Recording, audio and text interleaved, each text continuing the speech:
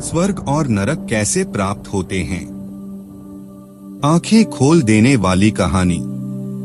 नमस्कार दोस्तों, धार्मिक ज्ञान उत्सव यूट्यूब चैनल में आप सभी का स्वागत है। कृपया वीडियो को पूरा देखें, तभी आप पूरे ज्ञान का अनुभव कर पाएंगे। और चैनल को सब्सक्राइब भी करें। एक महात्मा ने जीवन भर हरि भजन कीर्तन किया था।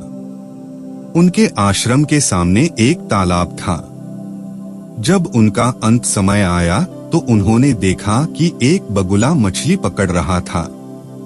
उन्होंने बगुले को उड़ा दिया। इधर उनका शरीर छूटा तो नरक में जाना पड़ा।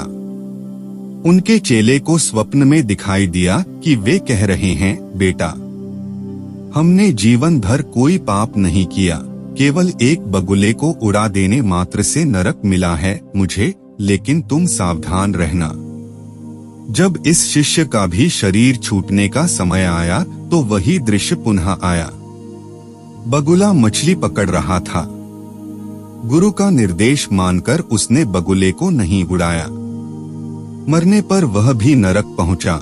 तब एक गुरु भाई को आकाशवाणी द्वारा पता चला कि गुरुजी ने तो बगुला उड़ाया था इसलिए नरक गए, हमने नहीं उड़ाया इसलिए नरक प्राप्त हुआ है, पर तुम बच के रहना। जब इन गुरु भाई की मरने की घड़ी आई तो संयोगवश पुनः बगुला मछली मारता दिखाई दिया।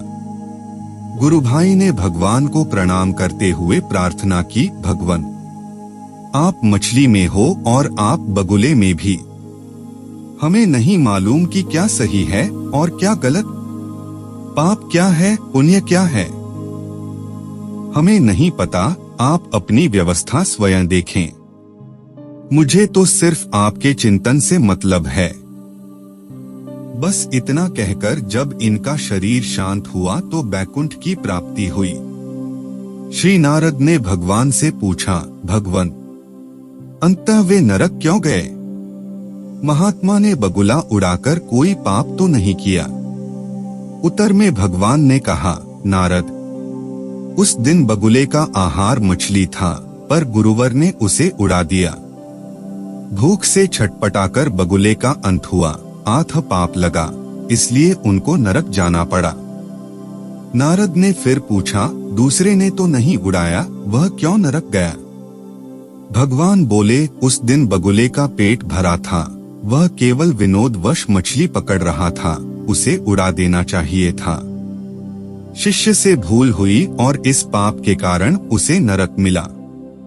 नारद जी ने पुनः पूछा, और तीसरा? भगवान ने कहा, तीसरा मेरे भजन में लगा रहा, उसने सारी जिम्मेदारी मुझको सौंप दी। जैसा होना था वैसे ही हुआ, किंतु मुझसे संबंध जोड़ने के कारण और मेरे ही चिंतन के प्रभाव से वह मेरे धाम को प्राप्त हुआ। कहानी की सीख ये है कि पाप पुण्य की चिंता में समय न गवाकर जो निरंतर हरि चिंतन में लगा रहता है वह मेरे परम धाम को प्राप्त होता है। जितना समय हमारा मन भगवान के नाम, रूप, लीला, गुण और धाम में रहता है, केवल उतना समय ही हम पाप से मुक्त रहते हैं।